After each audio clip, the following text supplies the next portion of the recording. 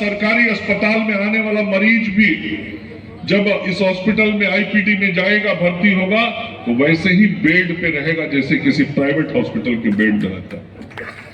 यहाँ की सुविधाएं, व्यवस्थाएं अत्याधुनिक बनाने का प्रयास लगातार किया जा रहा है। क्या कभी कोई कल्पना करता था कि अस्पताल की भवनें इतनी भव्य बनेंगी? डबल इंजन की सरकार जब काम करती है तो उसका परिणाम क्या होता है, वो आज पूरी बिहार की जनता स्वास्थ्य सेवा के क्षेत्र में देख सकती है।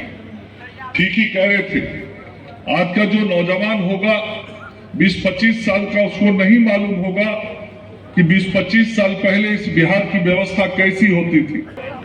एमसीएच, एमएनसीयू और 14 हेल्थ एंड वेलनेस सेंटर के उद्घाटन और किशनगंज जिले में एक एपीएससी और 5 जगहों पे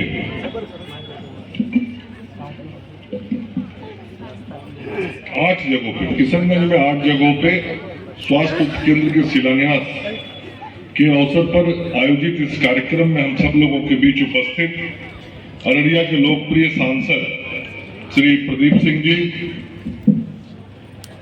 माननीय विधायक श्री विद्यासागर केसरी और मंचन केसरी जी, श्री अचमित ऋषिदेव जी, श्री जयप्रकाश यादव जी, वरिष्ठ विधायक श्री विजय कुमार मंडल जी, अभी हम सब लोगों के बीच से गए जिला परिषद के अध्यक्ष आफ्ताब अजीम साहब, 20 सूत्री के उपाध्यक्ष आदित्य कुमार झा जी, अजय झा जी, आलोक कुमार भगत जी, सिविल सर्जन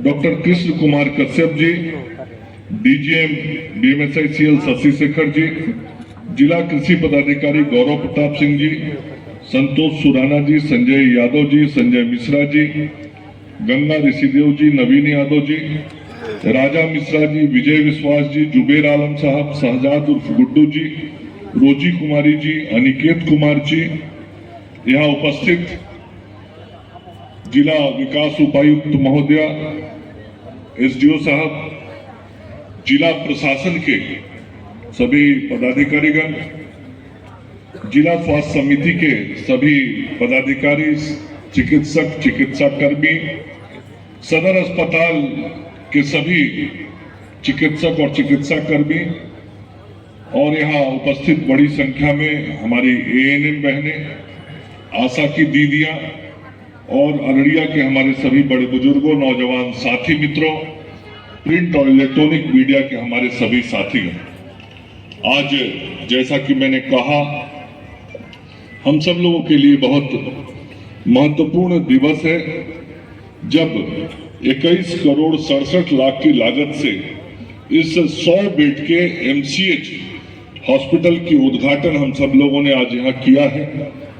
और इसके साथ ही भले ही हम यहाँ बैठे हैं, लेकिन मंचन केसरी जी यहाँ उपस्थित हैं, उनके क्षेत्र में फारबिसगंज में 1 करोड़ 16 लाख रुपए की लागत से एमएनसीयू भी आज उद्घाटित हो गया और वहां भी शिलालेख जो लगा है, वो शिलालेख पे जो कपड़ा था उसको हटा दिया गया है, वहां से उसका भी उद्घाटन हो गया। और 14 जगहों पे prefab health and wellness centre बनाने का काम भी शुरू होगा, उसका शिलान्यास आज किया गया है। और उसमें अचमित ऋषिदेव जी के विधानसभा क्षेत्र में ही अकेले रानीगंज में 9 स्थान है, तो रानीगंज में 9 जगहों पे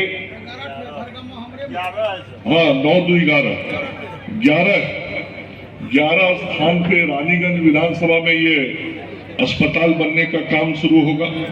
इसके अलावा अन्य प्रखंडों में भी, अन्य विधानसभा क्षेत्रों में भी ये काम दिया गया है। मैं आप सब लोगों से यही कहना चाहता हूं कि पूरे बिहार में स्वास्थ्य व्यवस्था को ठीक करने में हम सब लोग अपने आदरणीय मुख्यमंत्री श्री नीतीश कुमार जी के नेतृत्व में दिन रात परिश्रम कर रहे हैं। अपने उप मुख्यमंत्री श्री सम्राट चौधरी जी, श्री विजय सिन्हा जी, सब हम लोग एक टीम के रूप में काम कर रहे हैं। और भारत की सरकार और आदरणीय प्रधानमंत्री नरेंद्र मोदी जी का पूरा सहयोग बिहार सरकार के स्वास्थ्य विभाग को, स्वास्थ्य व्यवस्थाओं को बेहतर करने के लिए मिल रहा है। और भारत की सरकार का जब पूरा सहयोग मिल रहा है और बिहार की सरकार पूरी ताकत से लगी है, मतलब डबल इंजन की सरकार जब काम करती है तो उसका परिणाम क्या होता है, वो आज पूरी बिहार की जनता स्वास्थ्य सेवा के क्षेत्र में देख सकती है। ठीक ही कह रहे थे, आज का जो नौजवान होगा 20-25 साल का, उसको नहीं मालूम होगा कि 20-25 साल पहले इस बिहार की व्यवस्था कैसी होती थी। स्वास्थ्य केंद्र या स्वास्थ्य भवन या सदर अस्पताल का मतलब क्या होता था, उसको नहीं मालूम होगा जो 20-25 साल का है उसको, क्योंकि उसने तो ये बदलता हुआ बिहार देखा।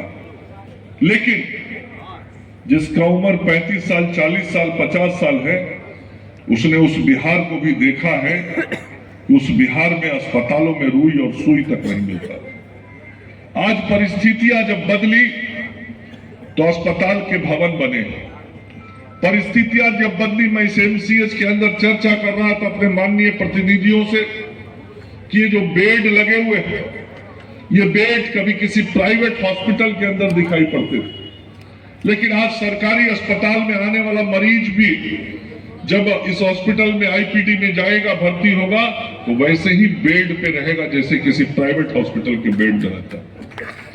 यहाँ की सुविधाएं, व्यवस्थाएं अत्याधुनिक बनाने का प्रयास लगातार किया जा रहा है। क्या कभी कोई कल्पना करता था कि अस्पताल की भवनें इतनी भव्य बनेंगी, इतनी व्यवस्थाएं सरकारी अस्पतालों के भवनों के अंदर रहेगा? कभी कोई सोचता था 15-20 साल पहले?